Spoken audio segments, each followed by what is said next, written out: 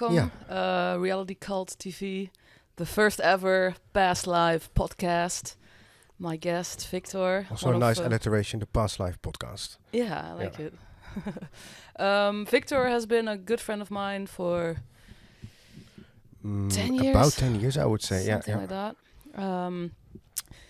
He was always one of my most beloved supporters when I was into making music a lot and performing.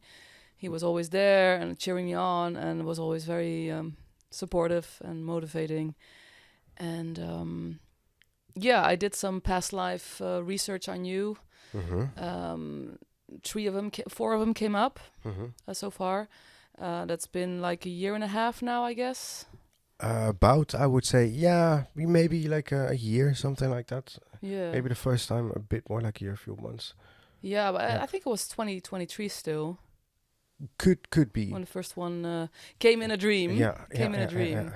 I was already channeling so many past lives of myself and people around me. And at this moment in time, I was actually dreaming about you, saying to you, like, hey, you're Tchaikovsky. And then I woke up in the morning and I Googled, because of course I know who he is.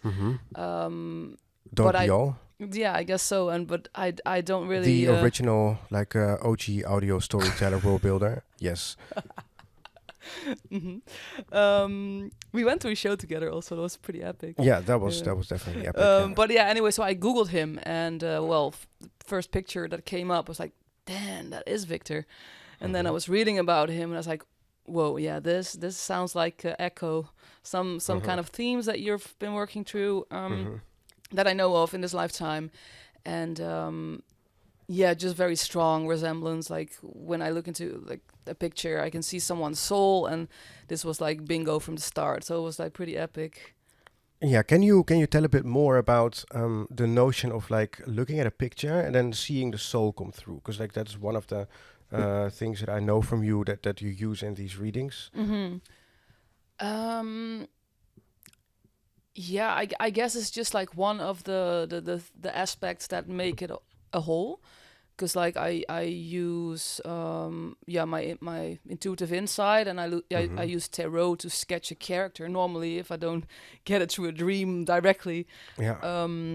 And forming a character can take a lot of questions, like what happened, what were their parents like, what was their childhood like, like stuff like that. What was their occupation, their personality, love life, yada yada yada. And this can go on as long as I want to, but at some point I feel like, okay, I have enough data gathered.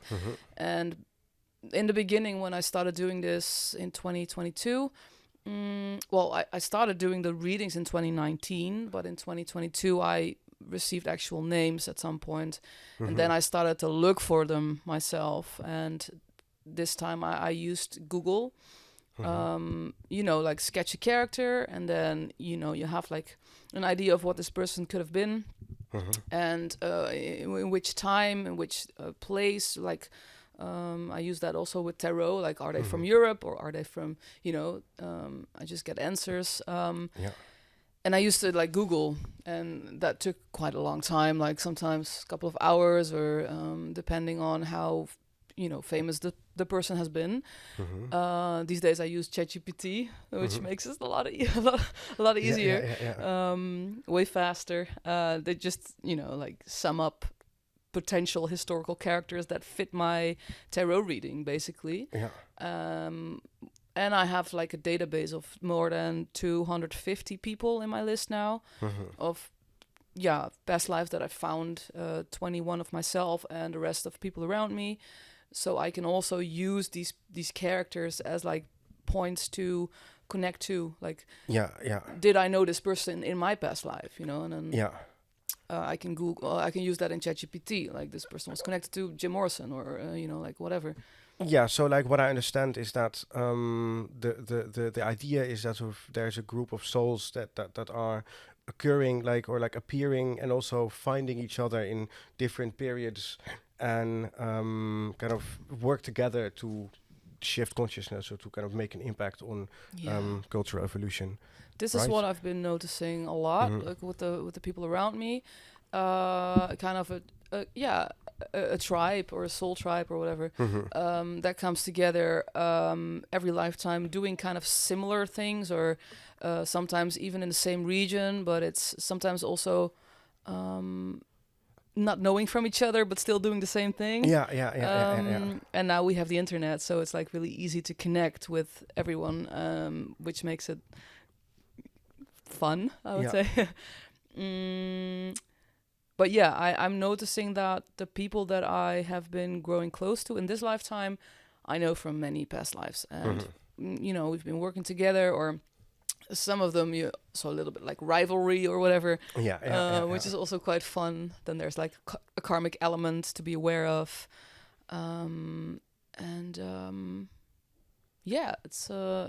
It's nice to re-meet everyone every time. A reunion. A reunion, yes. Yeah. So Tchaikovsky is not the only character that I found for you, but I would like to dive into that, because what I got back then is you were also mentioning it in the beginning, saying something like something that I've. Oh no! Wait, that was the other one. Never mind. Okay. I will get back to that later. Yes, everything at its time. Yeah. Tchaikovsky had some pretty heavy themes in his life, I would say, like kind of around suicide or depression or stuff like that. How did this the remembering of this lifetime, how did this help you to also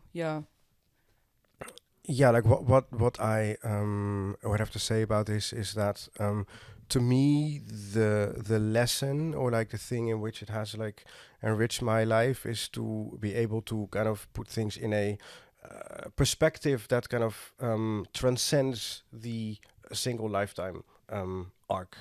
So it makes like a lot of things that we use to construct one's identity sort of more relative, or like it's literally like an expanding, like a broadening perspective. And one of the things that I compare it to is the way in which my adoption story has been, like, in different phases of my life, kind of a way in which like many adopted people do that, like sort of like an anchor point for constructing your identity. So for example, one of the things, so like one of the questions that many adopted people ask themselves is what happened in the short time, or like maybe sometimes a bit longer time, but like the time that you don't consciously remember before you were adopted. Because like once you are adopted, like you form the identity that you have eventually gotten, or like it's still evolving. But then there's often like a fascination with what lies before, because it's somehow something more eternal, or like something more essential of who or what you are, which is then very important for people to kind of know the answers about, especially if they, for example, have been found, or like if there's uncertainties about like whether the adoption forms are actually correct and those kind of things. So the past life perspective is kind of just making the absolute importance of those aspects, like just put it in like a completely different light. Because if there can be 2 years that are like formative, or like essential for the way in which you understand yourself, but then there's so much more when you're looking at from that perspective, in a way, like how you can understand yourself. So that is one of the main things that I've learned from yeah, integrating is maybe like a little bit of a big word, because I still need to dive like a lot more into these lives, like a lot more into ways in which you can integrate it into. But like it's that yeah, there's a start, there's a beginning.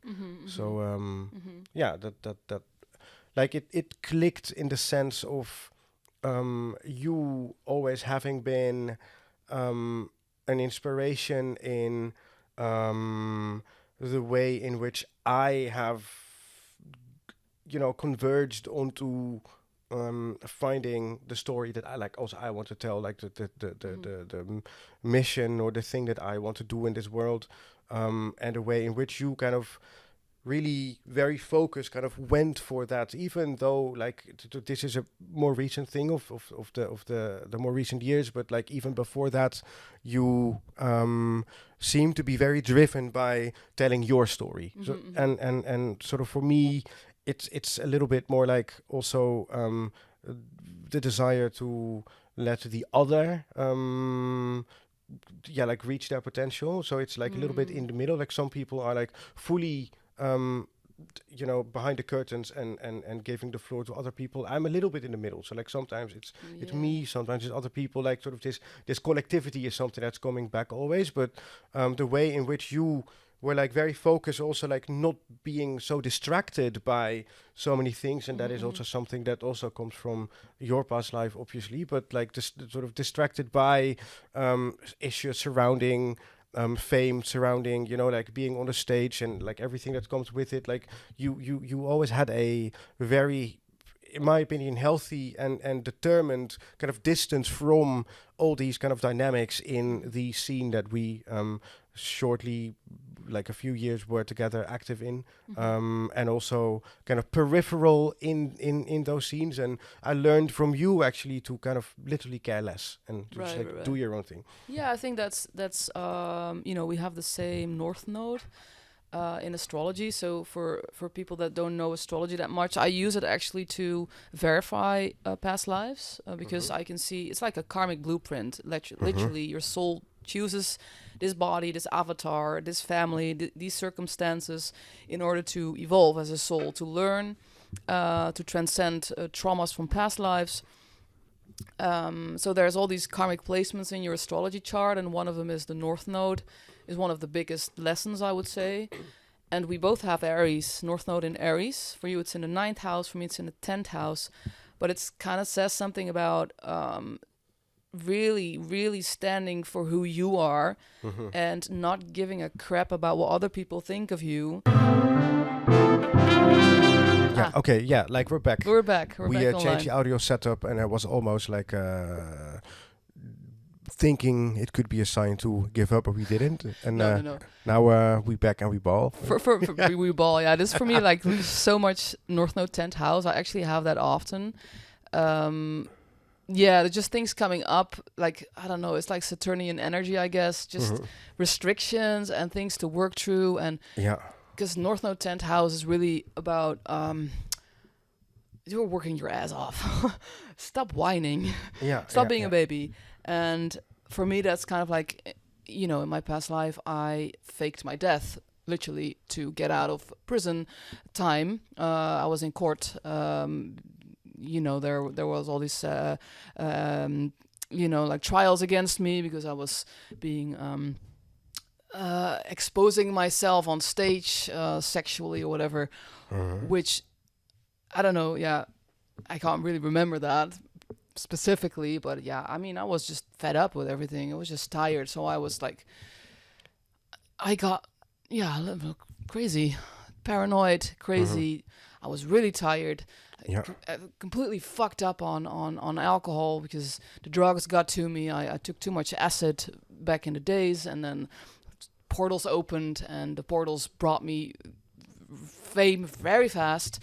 And then all the people around me, like a band and labels, they all wanted something of me. And I actually just wanted to be like an artist, like a poet, like writing stuff, or walking in the park and writing a poem about it, or But somehow I ended up being in a band, which was great fun. And actually, I had North Node in Leo, So was part of my soul lesson to step up on stage, to be like a star, basically. And because the life before that, I was very connected to community, and I was serving a lot of people. I was like a rich kid, kind of like commissioning artists and whatnot, and without stepping on stage myself. And as Jim, I had to do that, and that led to me feeling trapped, very trapped. So I went on using a lot, drugs and alcohol, and then messing stuff up, just complete chaos. And then I ran away, faked my death, went to Morocco and Portugal with the heroin dealer who kind of supplied me for the rest of my life, which probably ended in the 80s. I don't really know, but I reincarnated in 87. So, I mean, same. Kind of, yeah. We were looking at your chart. I need your finger. Yeah.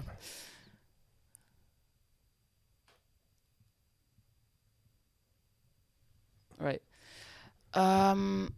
So the North Node 10th house is about not giving up, and we had technical issues, and then I was like, no, this is not a sign to stop. This is a sign to go ahead. And to overcome a barrier, like it's kind of being placed. And then you mentioned that the energy changed. Exactly. We own it. Yes. North Node 10th house, Aries. Your North Node is in Aries 9th house. We had a discussion, like a conversation about it last week and a week before that. We just got your birth time because you found your my adoption papers.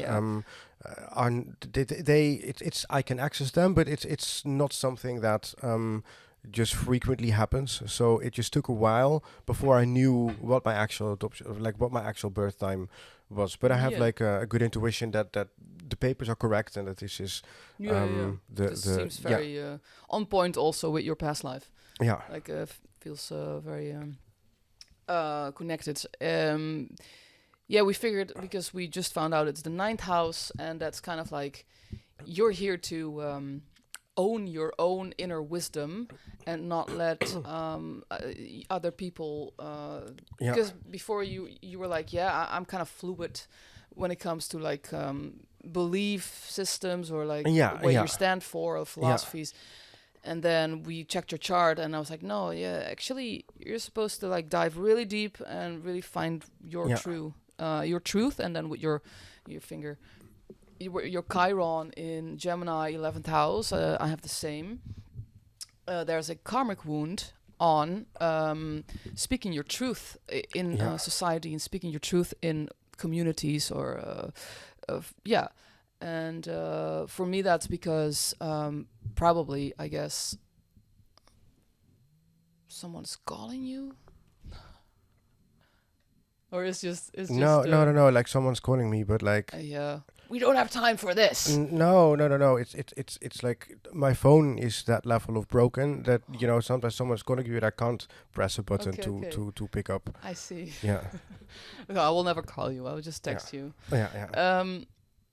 Yeah. So the Chiron Gemini 11th house is about reclaiming your voice within society, and for me that was personally because I got praised for my sexual provocative nature. That was like I was like a rock god, like a sex god. My poetry and my writings, they were very esoteric and deeply coded and like deeply intellectual. And this kind of put a karmic wound on my intellect. Like from when I was young, I dropped like I was on VWO, highest degree, like high school, like university preparation, preparatory education. And then I dropped like 4 levels within a year and a half.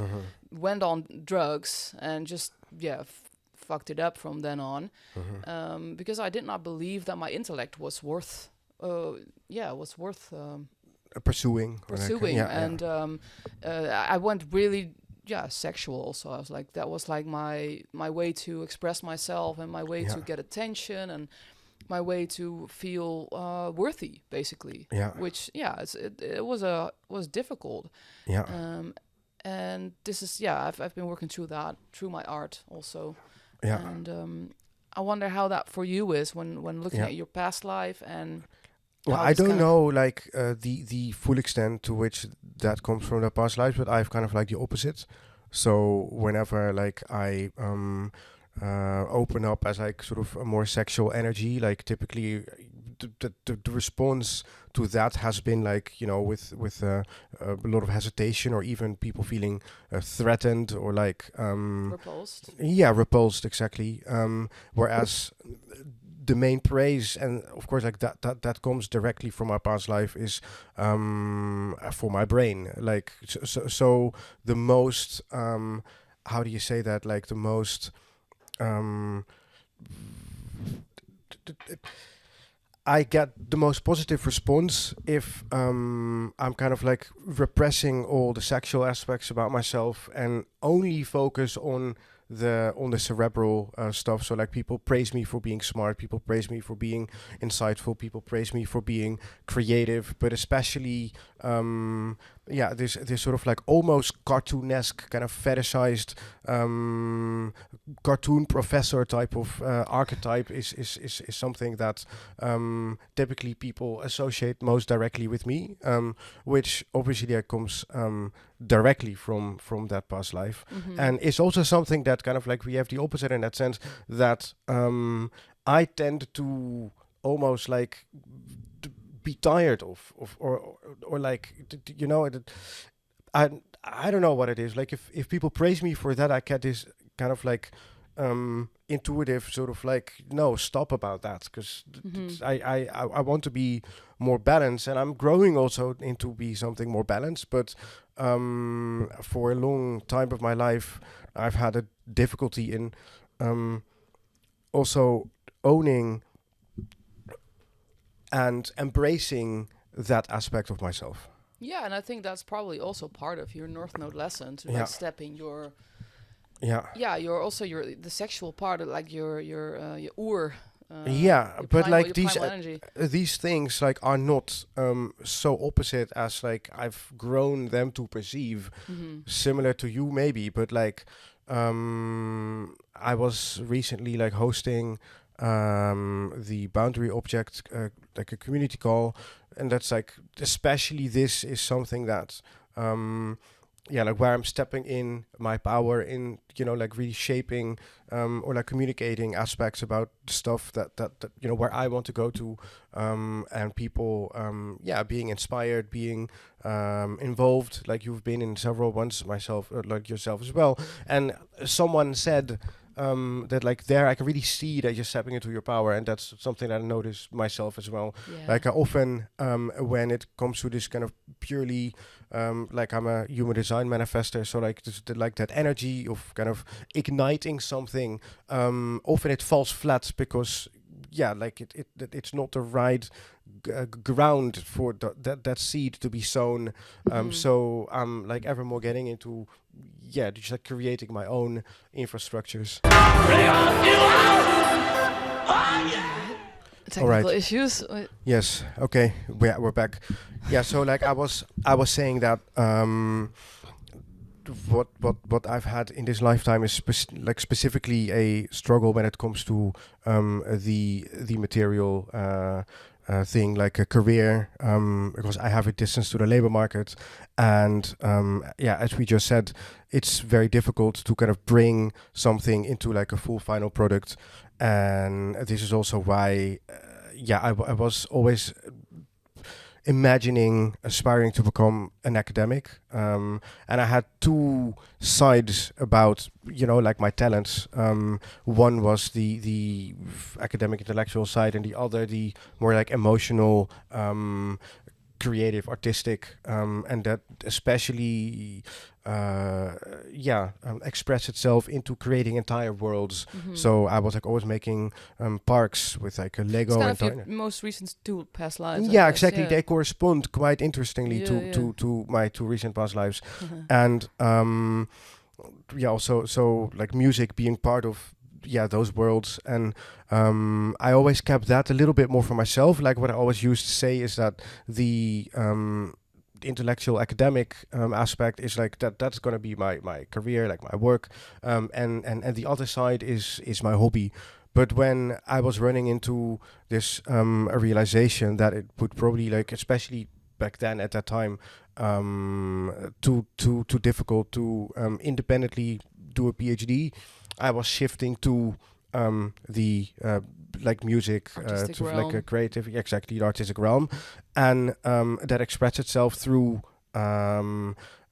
becoming a music blogger, trying to also like organize events, and this is like how I got, like, through the internet involved with a lot of different things that were happening in the kind of more like avant-garde side of music back in the days, and that's also like how I knew you. How we met, yeah. Yeah, but then like Actually, we had like webcam parties before Corona even. yeah, exactly. Like I'm always looking for things that sort of catch me in a way that I think, like, here's something happening that feels genuinely fresh and Always and very like intriguing. underground niche kind of areas. Yeah, but like the thing is, and that goes for the blogging, that goes for the business plan that I wrote for, like, creating a cultural center where these things could come together. I've been trying to build. So okay, the academic stuff not working. Okay, then I'm going fully, because like I fully focused on really also putting these other things aside. Like I was been writing a novel or things. Like I put them aside in order to kind of really fully go for that academic career. Didn't manage. So then, okay, now I'm going to see if I can build an artistic career for myself. And in these past, like, kind of 10 years, didn't happen. Mhm. So I've been kind of, after that first experience of loss, like I've been also experiencing, like, many times in many different ways, feelings of like loss and exclusion, because I didn't manage to build the type of artistic career that that I desired for myself. Whereas, like, on the other side, and that is the thing that like is sort of this lesson when it comes to the material stuff, I experienced like a distance to the labor market because of Autism. exactly, autism, also aspects of ADHD, and when you have a distance to the labor market, like you receive in the Netherlands the disability welfare, the Wajong, and then you have a reintegration requirement. So like other people in other welfare programs, they have the requirement of applying to whatever kind of job. But if you have a disability, then it's a bit milder, but you need to take steps in order to prove that you're like growing closer to the labor market. And like the labor market is in the way that it's really like the labor market sort of like wage labor. So it does not involve like the artistic sector Sure. at all. So this is why I always had to kind of like negotiate and sort of try to postpone actually the moment of realization. Like that I so like had to combine it, or like had to find different ways, because some people have like a job on the side, other people they kind of use their brain power for a job, and then try to or like for a commercial purpose, and try to do as much as possible also still for themselves, or like some people really fully build a career with the stuff that they want, and that's obviously like the most desired outcome. I guess this is your. I don't know if we've discussed it already, but this is your part of fortune, right? Your part of fortune, the placement where you can find luck or like fortune.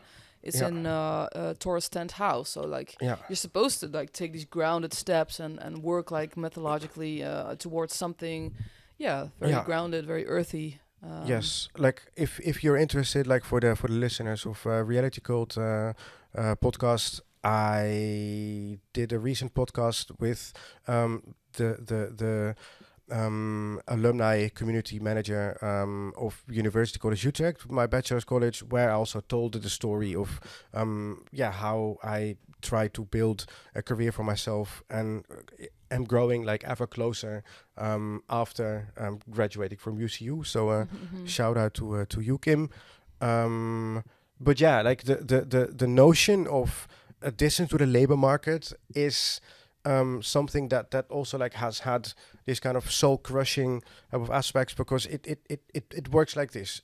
It's really, you have like kind of calculated requirements that the wage is based on. So let's say like you're working in a factory, you have to like, you know, put eggs into boxes. So if someone without a disability like does 100 boxes, and you because of like all other different things going on, you're only capable of like putting 40 boxes, then like the government has to step in for the other 60. So then like your wage, literally like your value is being reduced in that way. So this has been one of the things that kind of continuously put like this mental stress on me, on like kind of keeping to continue, because like on the other side there was like the art world where people but also were in a kind of competition where I also didn't really fit in, like the music world. So look, I've been kind of tested in that way to kind of really keep believing in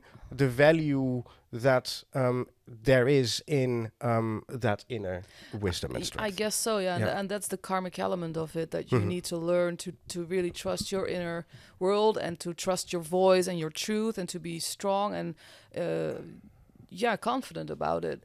I wonder do you know how this was in your most recent past life? Like what could be the karmic baggage here? Like wasn't he also very he was like a star intellectual. So I think sorry, once again, when I came with this life for you, that was quite not too long ago, I guess. Not too long a few ago, months. And the first thing that you mentioned, or when you started reading about him, and you mentioned something like he said something, and as if, and then I said like, and then in this life you're kind of getting tested on what you actually believed for yourself. What was that again? Well, like the existentialist sort of freedom, like the way in which you're like fully literally existentially free to choose whom to be, like which direction to go to. Like I've always had like a kind of love-hate relationship with that idea, and I'm like kind of currently refinding in a more balanced way a relationship with the notion of like being a creator of one's own reality, also inspired by you, but like that's sort of like a more sort of whole, or like with a different energy version of like, you know, for Sartre, that was also like a condemnation almost to this freedom. Check. Yeah, we're back. We're back. Oh man, this is unbelievable. Like I was telling Victor, like for me this is like normal. Like the technical issues are like crazy right now. It's just like, but this for me is quite normal. I've been experiencing this for several years now, and back in the days I was like, oh my god, there's a bunch of demons trying to it was like, to me, ominously psychic in a way that like I did not know like how to interpret. I mean, I'm learning to interpret it in a more logical sense, and this is also North Node 10th house. It's probably my own energy which is kind of manifesting, blocking these kind of things, because subconsciously I'm still afraid of success. Or it's also related to my North Node in 10th house. Like, you've experienced that I kept calm, and I kept just trying to troubleshoot in a very calm manner. This has been a long road for me. Like, this was not easy. Like, I used to be like, from the start, no, I need help. Someone help me. And just giving up, running away. And this is also like, past life related, like with the trials that I had and almost having to go to prison. But if I would have just gone through it, probably it wouldn't have been that bad. But I was running away from responsibilities, basically. Interesting. So my soul my energy, the universe, but yeah, I am the universe, you are the universe, is pushing me to keep going, because you never experienced this. Not in this way, but like whenever something doesn't like go to plan, I mean, I'm just like trying to solve until a point where I'm like, okay, do I still have the energy to kind of solve it? But like sort of now you had the energy. So Yeah. in this specific case, like I would have personally given up like earlier and then said, okay, there will be another time, or, you know, like maybe it was like not meant to be now. But sort of, like sort of for you, I think that was also a specific process. I was like, okay, I just go along with that to kind of observe what's happening and like to see what I can learn from that. Great. Yeah. Thanks. Yeah, I at some point I just took my tarot cards, actually, because from a logical perspective, I was already kind of like thinking this, like, okay, this is just part of my process. Yeah. And then the cards just confirm it, like, hey, just don't give up, just keep on going, stay calm, be kind to yourself, be kind to the technical, the devices and your friend, and everything will be fine. And you know what, everything is fine. It's recording again, and it took us like, I don't know, half an hour or something. I think half an hour, yeah. It's getting really warm in here also, but it's totally fine. It's getting hot in here, yeah. Because we're stepping into our Aries North Node and our Chiron, Gemini 11th house is healing with this, and it feels very powerful.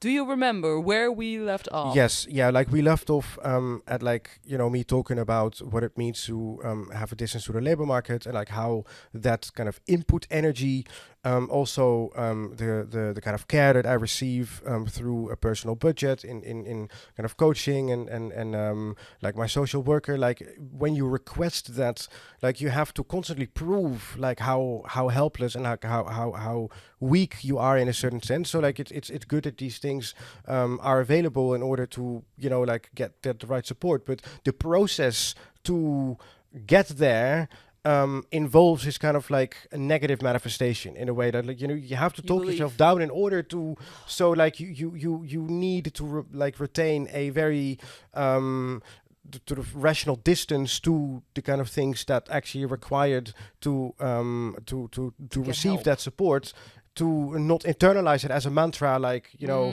I am incapable of doing this and that and that. So I always like kind of like try to reframe. It's interesting, and I learned that from you, that like you know, especially like with the conservatorship and with other stuff, like it felt like, you know, being such a prison, which is like an interesting challenge, you know, like also from an existentialist point of view. But like I always used to talk about like my situation. I stopped using that word. Right. So I always try to reframe it as like something with open possibilities, where it is indeed like, in a way, like how you dealt with this situation, by interpreting it as something with meaning, responding to it, and like now we're like back and recording. So you know, like the notion of situation and at least like the way in which my life is structured now can feel like equally overwhelming as like an external limitation on the possibilities that there are to do, but by reframing it in a way that you like learn from it and you respond to it in a certain way, you can overcome it. Right. So I believe that now also when it comes to my own life. Great. This is like, you know, one of the things that indeed, like we discussed when you came with Jean-Paul Sartre as like my most recent past life is the notion of kind of external factors. So let's say you reincarnate and then you get separated from your biological mother after 4 months. You know, sort of that is like this instantly the ultimate test. Gigantic external thing that kind of shapes your life into a certain way. They're like, hey, Mr. Existentialist, like, you know, what are you going to do about that? Good so luck. yeah, good luck. And cosmic joke, and then like like growing up high needs neurodivergent, sort of like always having to had relied on very specific kind of the circumstances in life that kind of even brought it as far as it has brought me, like especially like, you know, my parents, like what they were capable of actually also creating in terms of like safety from where I could build, like you know, focus on studies, like those kind of things that brought me to the point where I'm now. So I'm having a constant like love-hate relationship, like this kind of lesson aspect when it comes to external circumstances, external kind of, you know, like rules, regulations, and freedom, that is neither negative nor positive, but it's something that I need to kind of come to terms with. And I guess it's one of your biggest lessons is to transcend all of these limitations and to find your inner truth, your inner wisdom, and your inner leadership and power, the North Node areas, and your voice, your truth, despite all these restrictions, and rise above, and then build, you know, part of fortune, Taurus 10th house, build your legacy. Yeah, and I think I really feel like kind of like coming into the energy where that is starting to happen. And how does the past life integration, how did it help with that?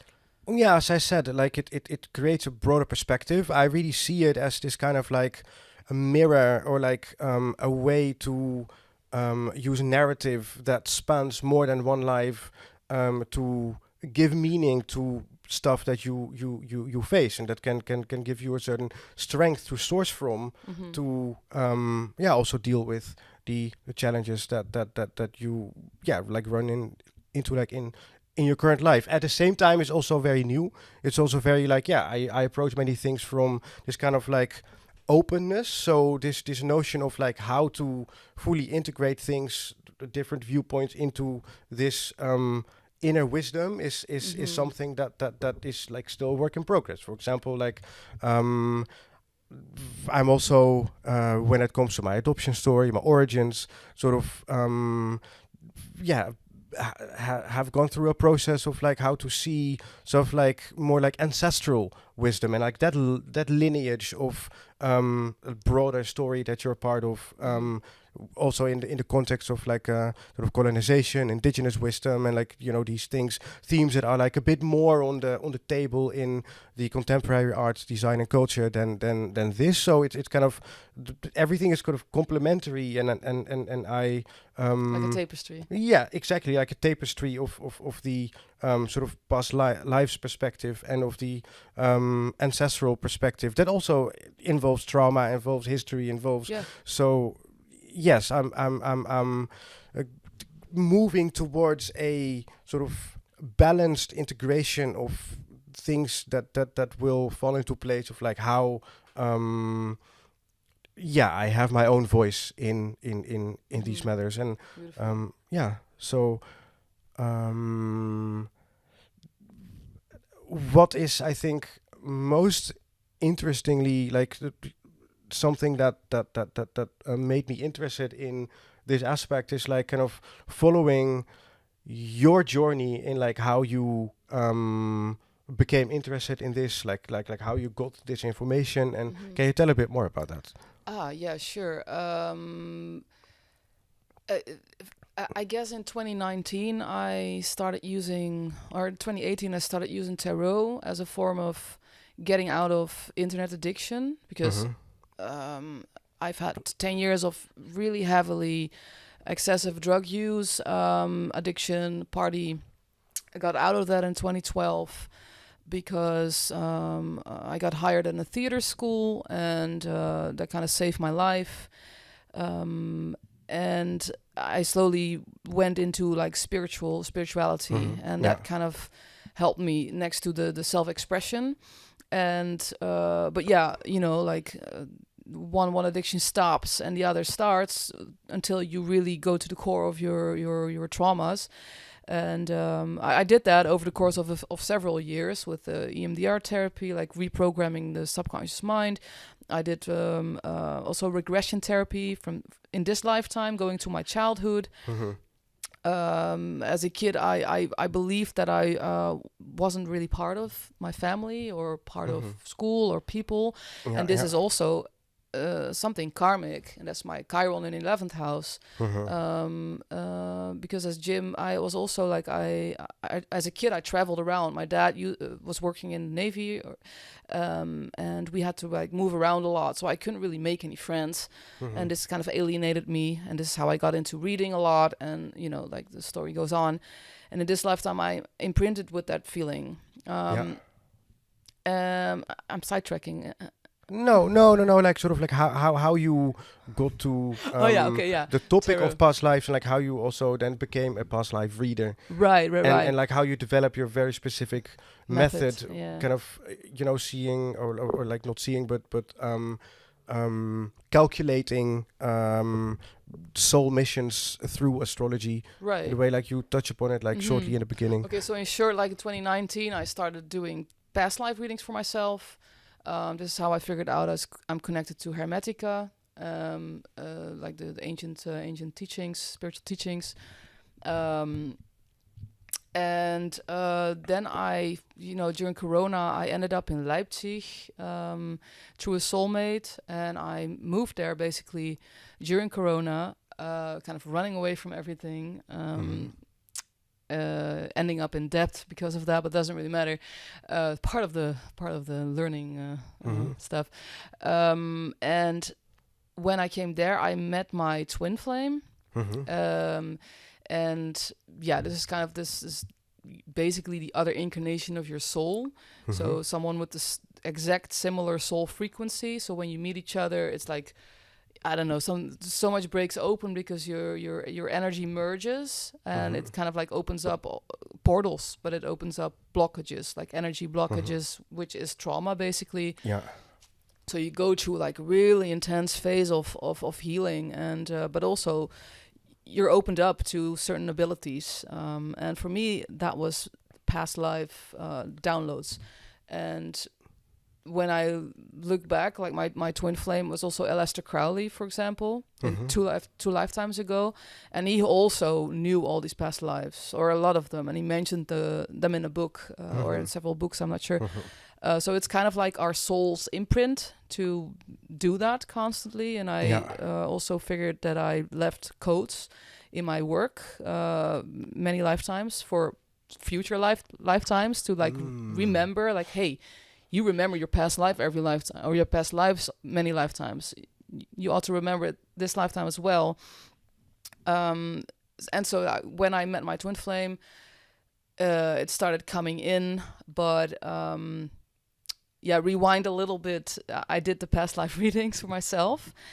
And when I moved to Leipzig, I did my most recent past life with it was an online protocol I used back in the days, with like, I don't know how many questions about your life and what happened and what kind of character and blah, blah, blah, blah, blah. And it was like ended up in a 40-page long Word document where I would copy paste tarot descriptions, intuitively highlight words that came up to describe, to form my character, like who was I in my past life.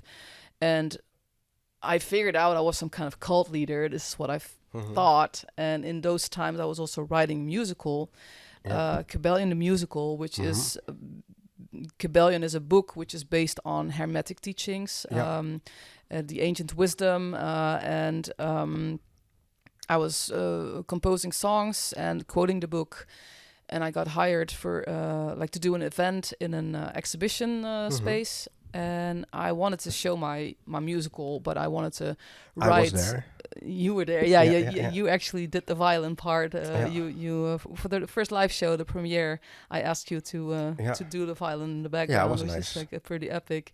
And you played there also with a DJ set, right? Yeah, and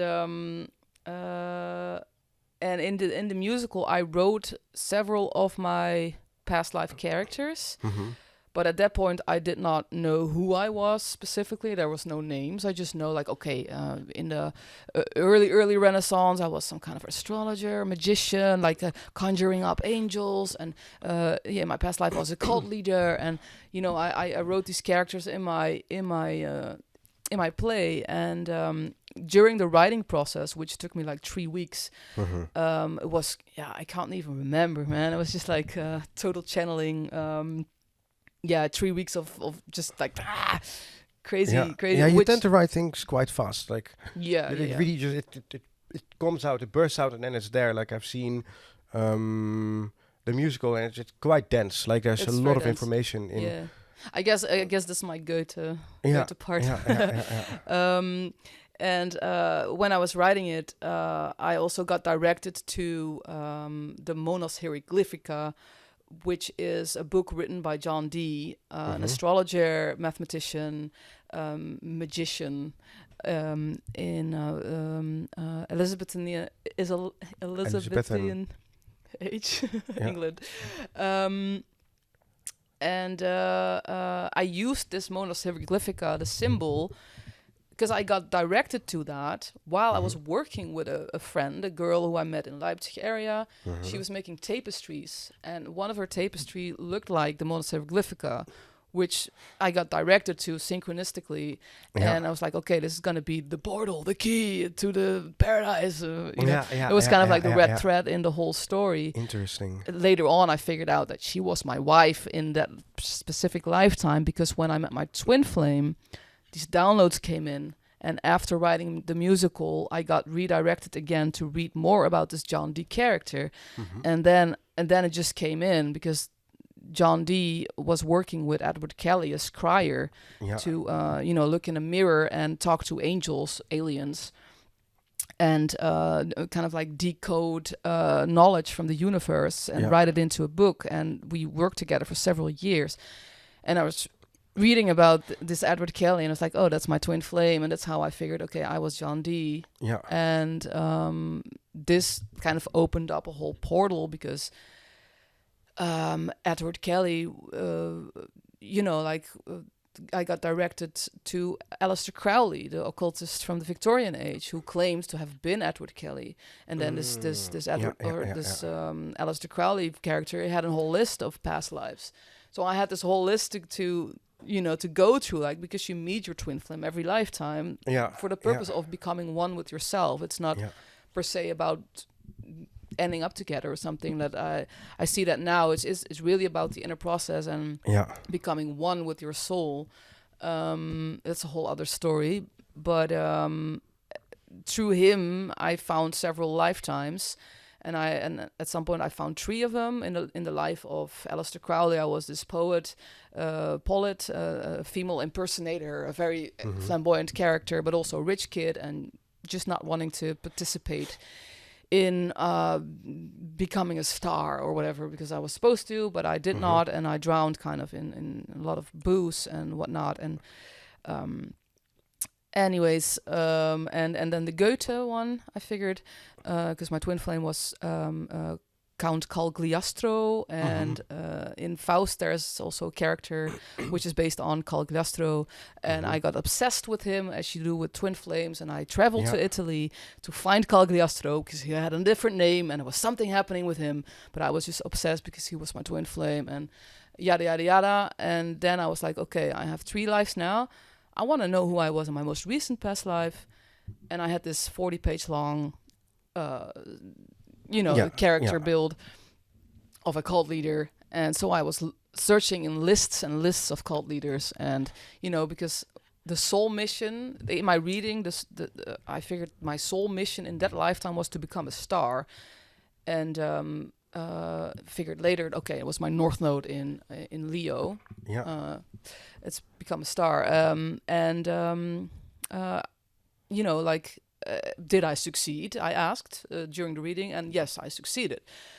And I was like, then I should have been like a very famous cult leader. So I was like looking like Charles Manson and all this kind of like fucked up characters. And in the reading, it kind of like, I was definitely fucked up, and I had drug issues and like fucking around and like just total mayhem, crazy, fucked up. I couldn't place the whole star thing, so I kind of like let it go at that point. So like I had a feeling like, okay, I'm not on the right track with the cult leader stuff, and I'm just gonna, maybe I wasn't known, and I was just like, I want to let it go.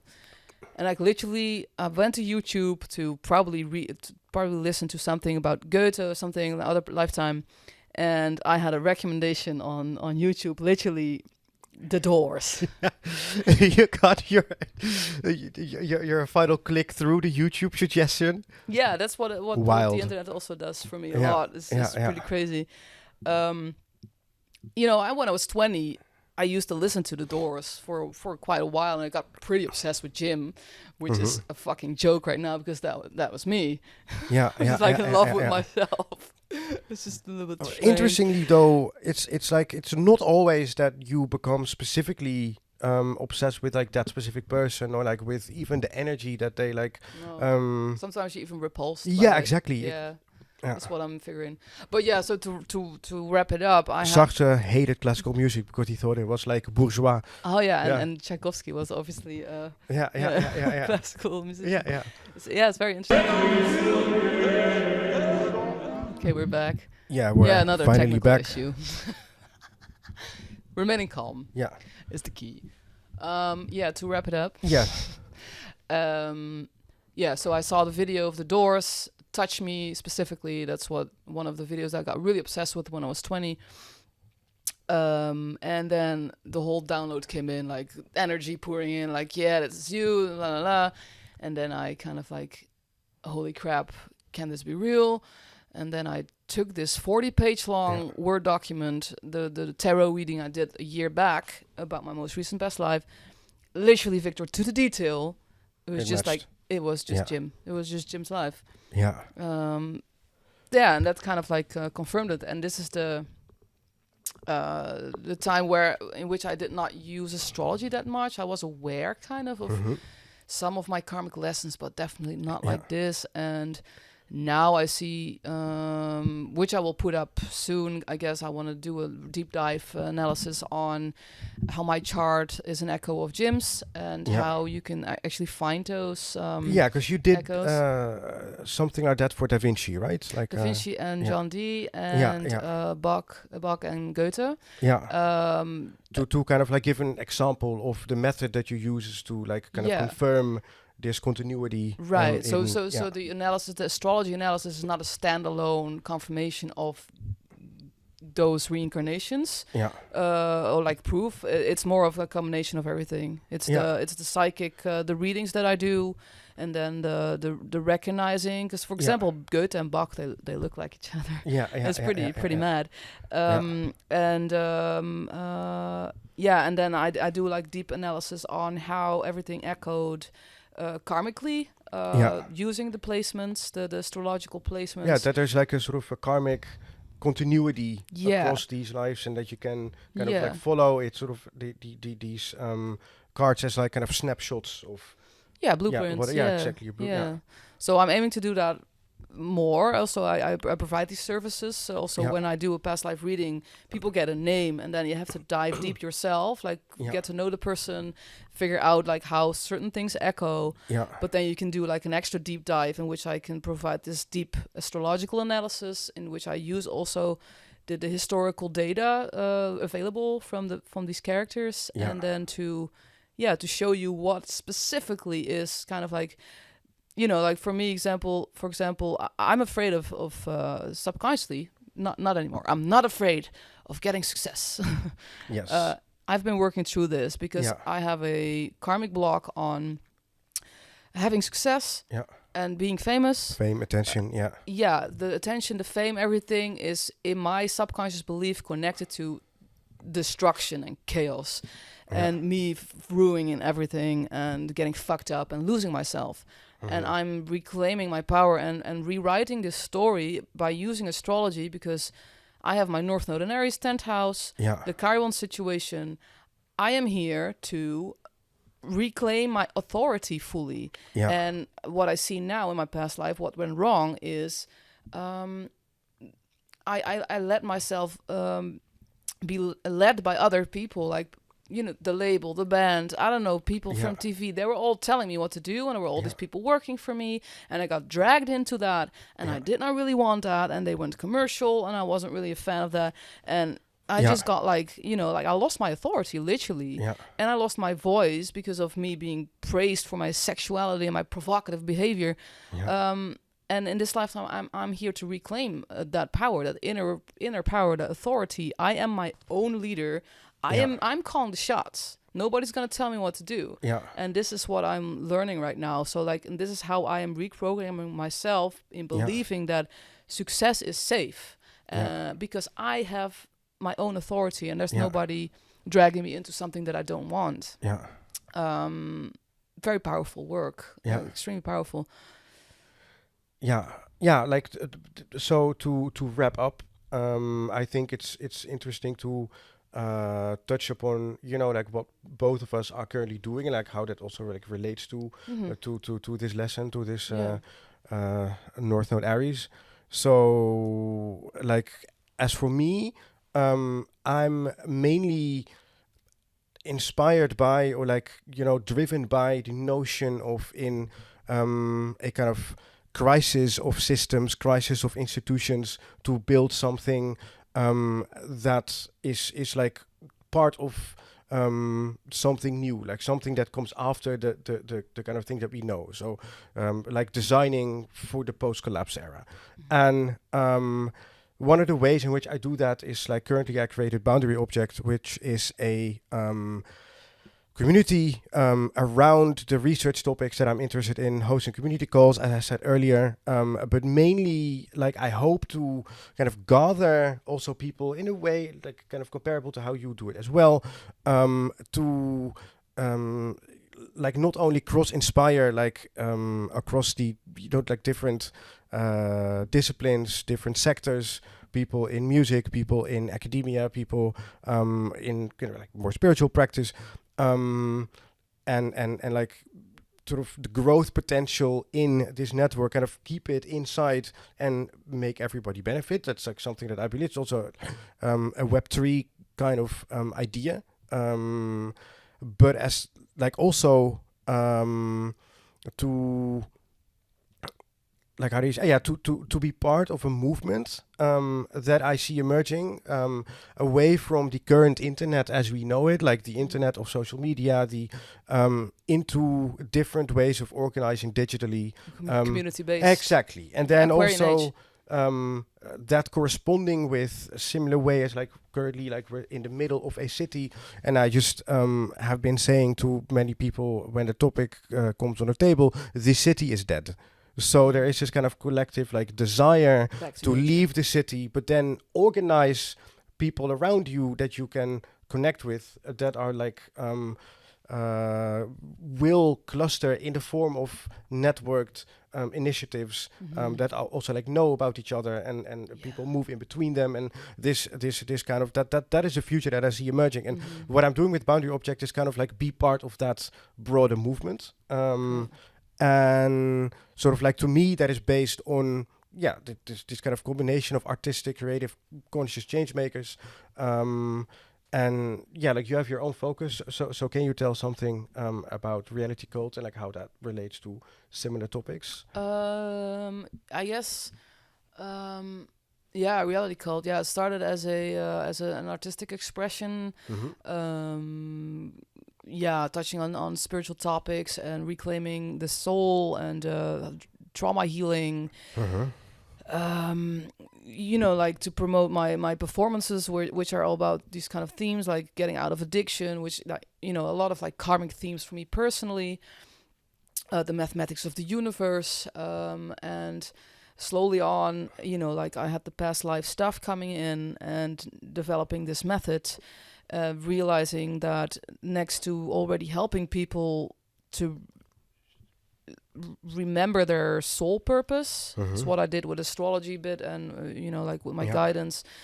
Now there's the past life integration part, so I can like literally like show people, why they are here, what they need to learn in order to evolve as a soul, but also to reclaim these fragments in order to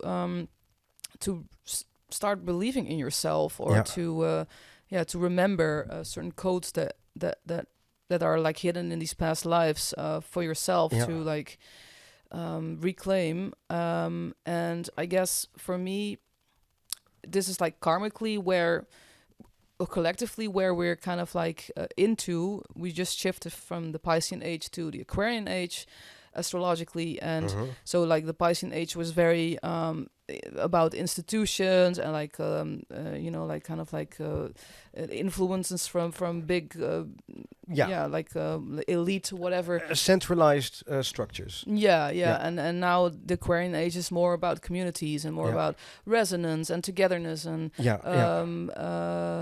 Yeah, I feel and that. Yeah. yeah, but also like exposing truth. Truth is that the hidden truth is coming up, and now I'm kind of like want to show people that everything is coded. Yeah. We're living in a coded reality, and the Piscean age was hidden. The knowledge was hidden, and everything was like secretive, and like the democratization of occult knowledge. yeah, Esoteric. and truths, like also with the Bible is also like coded. There's so many layers in it. It's so deeply esoteric, but it's just like simplified and rewritten and stuff. And Piscean age was about control and power, and now we're shifting into a different era. So everything is kind of like being exposed in a very natural way. There's like us. We need to realize that we were the elite. We were together. We were like manifesting this because it was just like astrologically coded. Yeah. It's just like This is what I find like very interesting about like this sort of soul quest kind of narrative, that this group of souls kind of comes together every lifetime, or maybe skipping a lifetime or whatever, but mostly like kind of come together and have an impact on like historical events and shift of consciousness. Yes. Yeah, so we're like also kind of like with reality cult, I am in the search of the people who feel guided to connect to us, because we're like a grid of people, and we've been coming together every lifetime, and this is how together we will create these kind of like communities all around the world to establish a new form of living and a new world, basically more based on togetherness and higher higher consciousness, merged with technology, like going next level.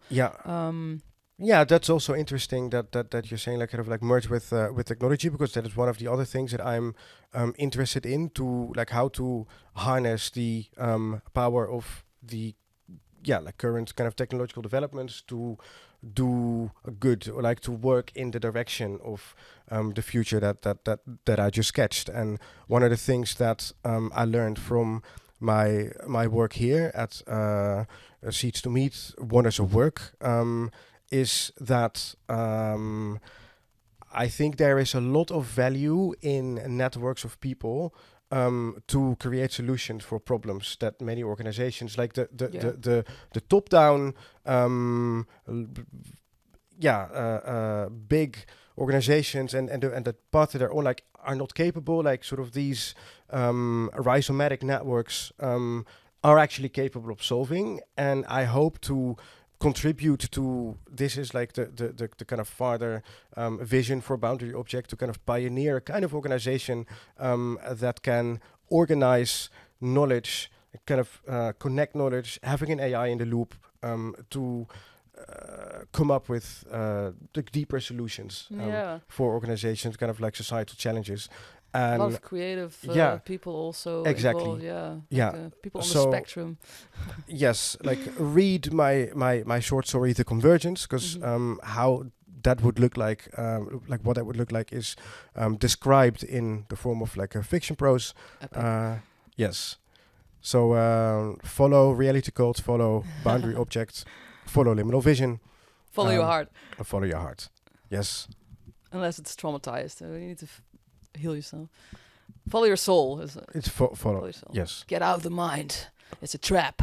All right. Reality Cult TV. The first past life podcast is a wrap. Yeah. Thank you, Victor. It's a fact. And it has happened. It has happened, and so it is. Yes.